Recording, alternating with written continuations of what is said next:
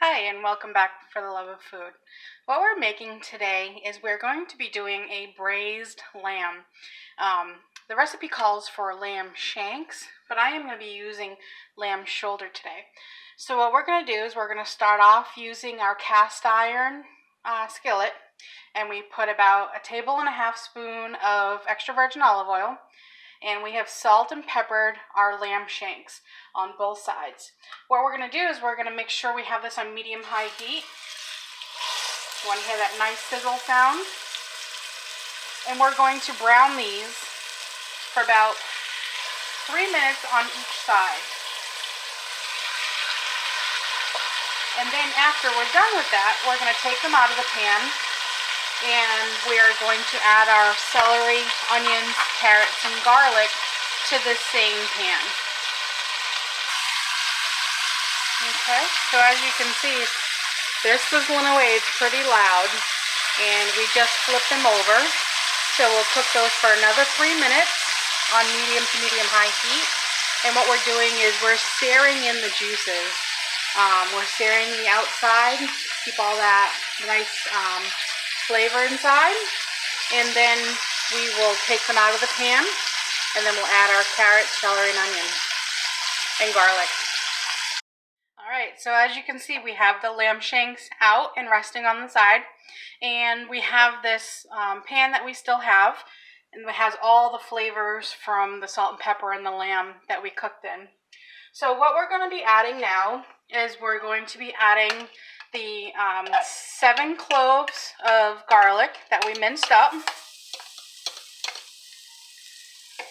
We're going to add the 4 carrots that we roughly chopped, as well as 2 stalks of celery. And then what we're also going to add is onions. So the recipe calls for about 1 to 2 medium-sized onions, but I actually got pearl onions on sale, so I'm doing 8 pearl onions. And those will add nice flavor and depth to our lamb.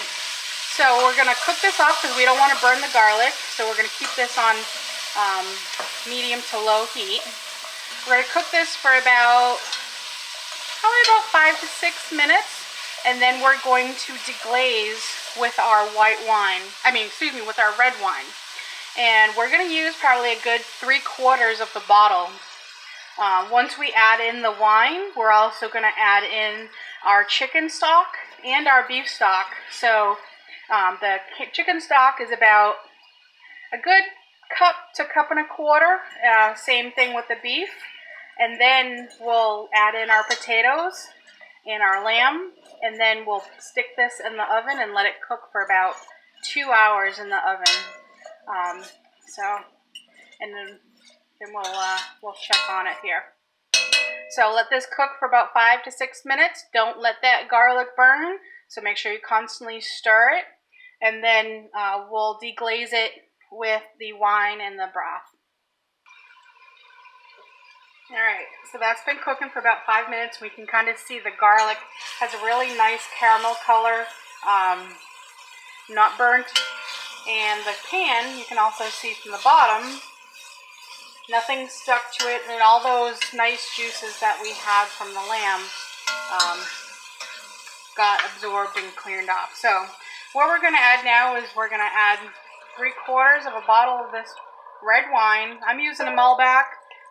You can use any wine you want. There we go. It's about 3/4.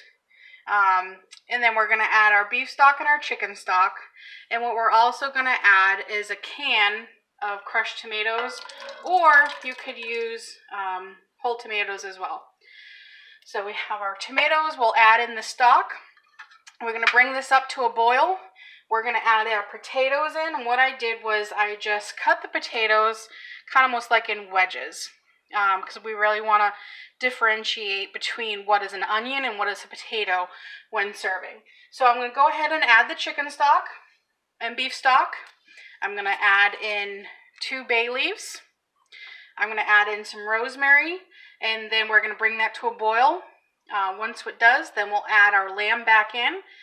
Okay, so we have everything in here, our chicken stock, our thyme, and I like to leave my thyme. A lot of people pull their thyme off the stem.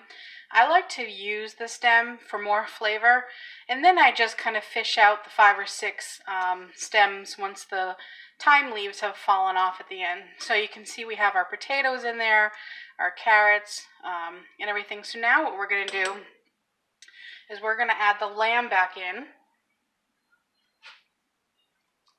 And we want to make sure the lamb gets submerged in the liquid.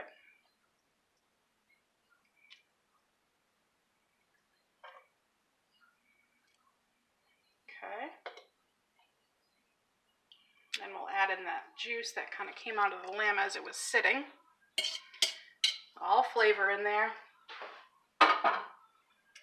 And now we are going to bring this up to a simmer a little bit more, because now that it's sat and we now put the cooled off lamb in there, I'm going to bring this back to a simmer, and then we're going to transfer this and put it for about 2 hours in the oven at, I would say, about 275 for 2 hours.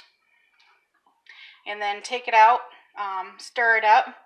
Then we might want to, depending on the consistency, you might want to thicken it up a little bit, but we'll see the consistency and how the tomato sauce works in there, and then reduce it down as well.